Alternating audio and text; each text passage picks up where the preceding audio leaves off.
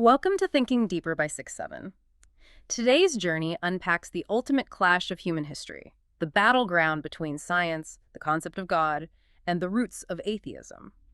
We will be exploring how the mechanical laws of the universe birthed modern skepticism, why human beings constantly search for a first cause, and whether cold, hard facts can ever replace the human need for ultimate values. It's arguably the central intellectual fracture of the modern era, because it dictates not just how we study the physical world, but how we fundamentally conceptualize our own existence within it. Yeah, exactly. And to explore that fracture, we are pulling from a profoundly influential source today. It's Mustafa Shekib Tunt's philosophical work, Burdin Felsefesin Dovru, which translates to Towards a Philosophy of Religion. Right. A very dense, very important text. It really is. And the mission for our deep dive today is to objectively dissect how human thought splits right down the middle, leaning either toward materialist denial or idealist faith. We are looking at the foundational architecture of both atheism and belief without taking sides. Which is, well, it's crucial for understanding where we are today. Absolutely. Now, before we tear into the actual mechanics of these massive worldviews, I want to quickly mention to you listening, if you like my channel, please subscribe and hit the like button. So, regarding Tunt's framework, the starting point seems to be redefining what a philosophy of religion actually sets out to do. Yeah, he distinguishes it entirely from traditional theology. That distinction is paramount right from page 1. Because it's not about preaching. Exactly. Thomas makes it clear that we aren't looking at prescriptive dogma here. A philosophy of religion operates as a rigorous, objective examination of religion as what he terms a realm of values, or in Turkish, kıymetler alemi. Kıymetler alemi, I like that phrase. It's very precise. And to understand how atheism developed intellectually alongside the defense of belief, we really have to isolate the specific historical moment when Western thought began aggressively separating the how of the universe from the why. And that brings us straight to the scientific awakening. I mean, when you look at the Renaissance and the intellectual shockwaves caused by thinkers like Galileo, Bacon, Descartes. It's a massive shift. It is a massive psychological shift in the human species because prior to this era, the prevailing assumption was heavily interventionist, right? The idea was that the divine was actively, manually operating the cosmos. Like pushing the sun across the sky. Exactly. Directing the storm, orchestrating the harvest on a microscopic level. But the emergence of a mathematical, predictive scientific method completely shattered that. Humanity suddenly found itself looking at a universe that operated like an impossibly complex, perfectly wound clock. And that clockwork universe model, it fundamentally rewired human epistemology. Tunt points to Isaac Newton and the formulation of the law of gravity as the ultimate catalyst for this. Right, because once you have the math, you don't need the manual intervention. When you can mathematically predict the falling of an apple or the exact orbital path of a planet using universal mechanical laws, the necessity for a divine hand to intervene in everyday phenomena just evaporates. It's like science provided an operational manual for the physical world. It did.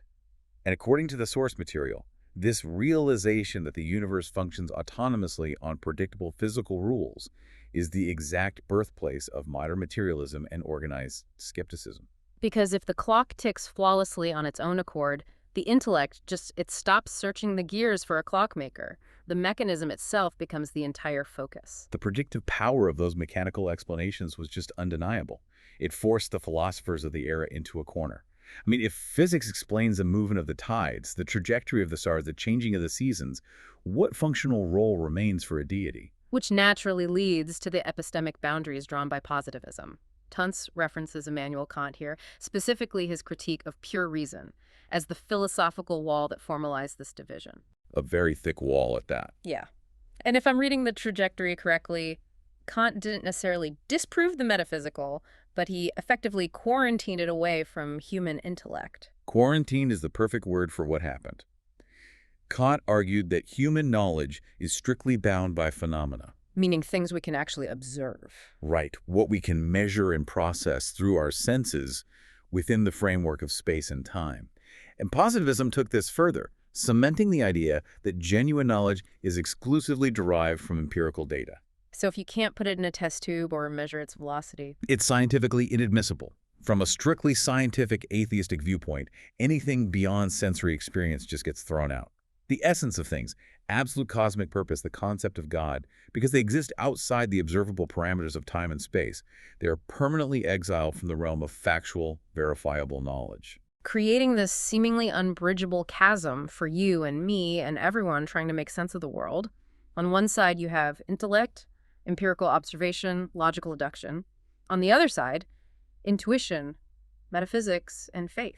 And Tunst maps this out as a deep alienation, where the two sides basically lose the ability to even speak the same language. The intellect demands mechanical proof, while faith operates in a dimension that the intellect is literally blind to. And that alienation breeds a lot of the bitterness we often see in this debate today.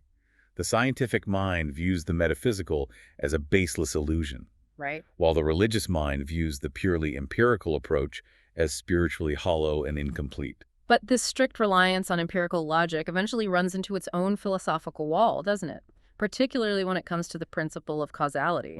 Causality, yes. Because science relies on the premise that every effect has a measurable cause. We trace the chain backward. But tracking that causal chain inevitably forces the intellect into the trap of infinite regress. The infinite regress is where the purely mechanical worldview really starts to strain human cognition. Because if you follow the rule of causality backward, from biological evolution to planetary formation to the cooling of stars, All the way back to a primordial singularity. exactly, you are eventually forced to ask what caused the singularity. If every cause requires a preceding cause, the chain stretches backward into true infinity. And the human mind profoundly struggles with the concept of a never-ending causal loop. It just feels incomplete. Which is exactly where Aristotle's first cause enters the chat. Right. Aristotle recognized that an infinite chain of dependencies is intellectually unsatisfying. Extremely unsatisfying. His solution was to posit an ultimate anchor, an unmoved mover. There had to be a primary cause that initiated the entire cosmic domino effect, but was not itself caused by anything prior. And historically, theology adopted this philosophical architecture. They utilized the concept of God to cap the infinite chain. God becomes the terminal anchor of reality. But, and this is important for our deep dive, the materialist counterargument to the first cause is incredibly sharp. Yeah, the materialist asks, why does the chain need an anchor at all? If theism claims that God can be eternal, uncaused, and infinite, the materialist simply says, why can't matter and energy be eternal, uncaused, and infinite? Why must the ultimate origin of the universe be a conscious creator rather than just a perpetual physical state? That is the ultimate stalemate between the two frameworks. It really is. And Tunst synthesizes this brilliantly by pointing out that science is perfectly equipped to measure the chain of causes as far back as our instruments and mathematics allow. It categorizes the matter and the energy. But what science fundamentally does not do is assign any inherent meaning to that chain. Precisely. Atheism accepts the physical boundaries of the cosmos as the terminal reality. There is nothing behind the curtain. It gives you the what and the how, but remains entirely silent on the why. While religion approaches the exact same physical universe and reads it through a completely different lens. For the believer, the cosmos is not just an arbitrary collection of colliding atoms. It is the manifestation of a higher absolute value. The causal chain is viewed as the unfolding of a purposeful divine will.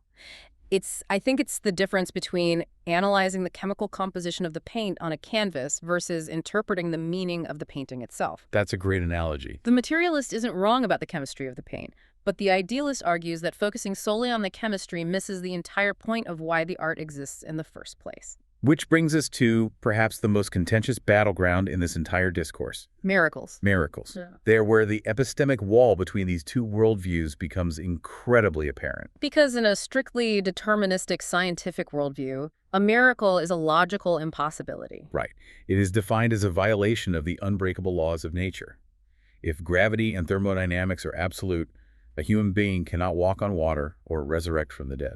So for the strict materialist, any historical or modern account of a miracle, it has to be categorized as an anomaly we don't yet understand, or an optical illusion, or outright fabrication. But Tunst presents the religious counter-perspective, and it radically reframes the definition of natural law. This part of the text fascinated me. The theological view doesn't deny that the universe operates consistently. Instead, it redefines the nature of that consistency. Exactly. Rather than viewing natural laws as independent, unbreakable mathematical dictates, This perspective views them simply as the habits of God. The habits of God. That is such a vital distinction in the philosophy of religion, because if gravity is simply the way the divine habitually chooses to operate the physical realm, then a miracle is not the shattering of an impossible barrier. No, it's merely the author of the habit making a conscious exception for a specific teleological purpose. But, and I have to play devil's advocate here, doesn't that feel like a massive semantic loophole? Well, if a fundamental law of physics can simply be paused or overwritten whenever it's theologically convenient, isn't that just unpredictable chaos wrapped up in religious language? I mean, the skeptic would argue that moving the goalposts like that destroys any foundation for objective reality. The skeptic absolutely argues that, and it's a completely valid critique from an empirical standpoint. But the philosopher of religion would counter that it isn't about chaos. Yeah. It's about preserving ultimate agency. Okay, unpack that a bit for the listener. Sure. If God is completely bound by the laws of physics, then physics is the true supreme power, not God. Viewing natural laws as divine habits allows faith to acknowledge the overwhelming consistency of the scientific world without surrendering the sovereignty of the Creator. Right. It keeps the hierarchy intact for the believer. But as you pointed out, this exact friction is where the two mindsets fundamentally refuse to translate to one another. So if traditional theism and strict materialism are locked in this intractable stalemate, did anyone attempt to engineer a philosophical middle ground, like a framework that honors the cold mechanics of nature while preserving the concept of the divine? Several thinkers tried, Mm-hmm. but the text highlights Baruch Spinoza as perhaps the most audacious. Yes, Spinoza. Spinoza looked at the mechanical perfection of the universe, looked at the concept of God, and essentially collapsed them into a single indivisible entity. This is the foundation of his pantheism, and Spinoza's pantheism is a breathtakingly radical idea, especially for the 17th century. Oh, incredibly radical. He completely discards the idea of an anthropomorphic creator sitting outside of space and time pulling the cosmic levers. Precisely. Spinoza argued deus of natura, God or nature. For him, God is the universe. God is the sum total of all natural laws, all matter, all energy, and all physical necessity. Right, the mathematical perfection of a planetary orbit. That is God. The absolute unbreakability of cause and effect. That is God. There is no separate conscious entity making decisions or performing miracles. The system itself is the divine. But in attempting to bridge the gap, Spinoza essentially alienated everyone. Yeah, nobody was happy with him. Traditional theism relies heavily on a personal God, a conscious being with a distinct will who listens to prayers, intercedes in history, and operates outside the bounds of physical law. So to the religious establishment of his time, equating God with cold, mathematical physics wasn't a compromise. It was just a disguised form of atheism. Which is why Spinoza faced such severe backlash and excommunication. But the strict materialists weren't exactly thrilled with his framework either. No, not at all. From a positive or atheistic perspective, Spinoza's ideas are often viewed as unnecessary mysticism. Because the materialist argument is essentially, we already have a perfectly functional term for the universe and its operating principles. We call it the universe. Exactly. Why inject the emotionally loaded, historically burdened word God into a system that functions purely on mechanics? It leaves Spinoza's bridge standing empty, with neither side willing to cross it.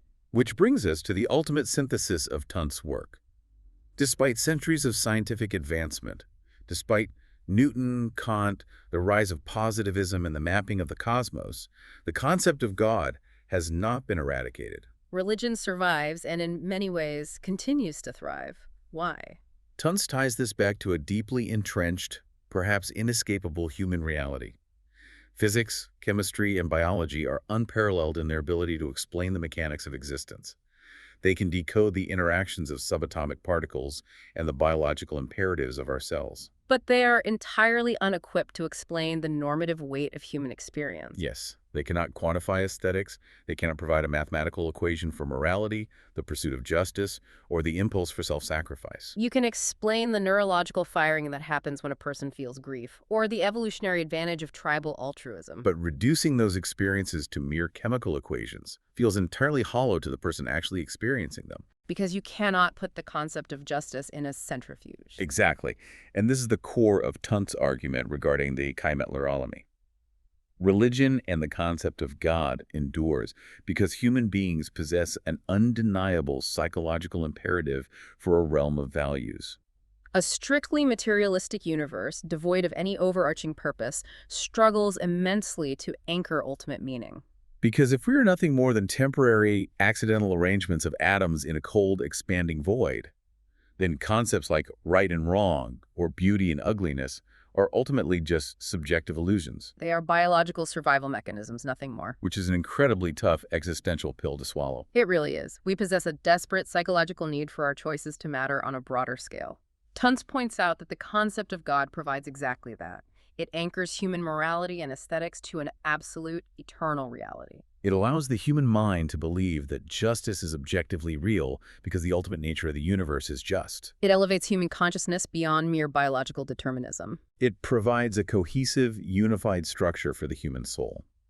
Tunth suggests that as long as humanity retains this intrinsic drive to value things, to categorize actions or experiences as universally good, profound, or sacred, the religious impulse will persist. Because the search for an absolute value cannot simply be extinguished by an influx of empirical data.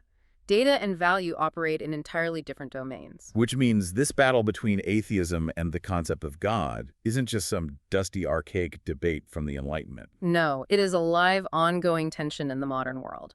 It is the friction between our intellect's demand for empirical scientific truth, the relentless drive to map exactly how the machinery of reality operates, and our deep-seated craving for ultimate meaning. The need to know why the machinery exists in the first place. We navigate this tension constantly. You rely on the absolute rigidity of the mechanical universe every time you board an airplane or trust a medical diagnosis. But you immediately pivot to the realm of values the moment you are faced with an ethical dilemma, or when you attempt to find meaning in personal suffering. Understanding both sides of this divide, whether you personally lean toward the skeptical empiricism of Kant or the value-driven worldview of idealist faith, makes you significantly better thinkers. It provides the architectural blueprints for how humanity processes reality, which is vital for navigating a world overflowing with conflicting ideologies and absolute certainties. Recognizing the boundaries of both science and philosophy prevents the kind of dogmatism that shuts down intellectual progress. Absolutely. Which leaves us with a final provocative thought to mull over as we wrap up this deep dive. We've discussed how the mechanical laws of physics systematically conquered our understanding of the outer universe, pushing the concept of God out of the weather and the stars. But today, the new frontier of scientific empiricism is inner space. Neuroscience is currently attempting to map every single physical mechanism of the human brain. The ultimate, intimate application of causality. So here is the question for you to explore on your own.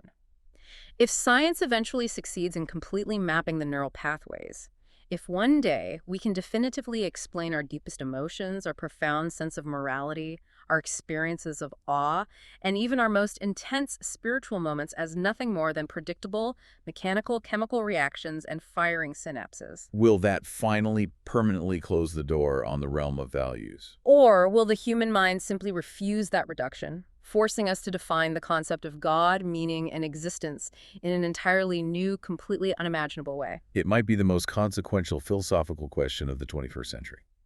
Thank you for joining us on this deep dive into the architecture of belief and skepticism. We hope this exploration has given you new tools to ponder the boundaries of your own worldview, the limits of human knowledge, and the incredible complexity of the mind. Until next time, keep thinking deeper.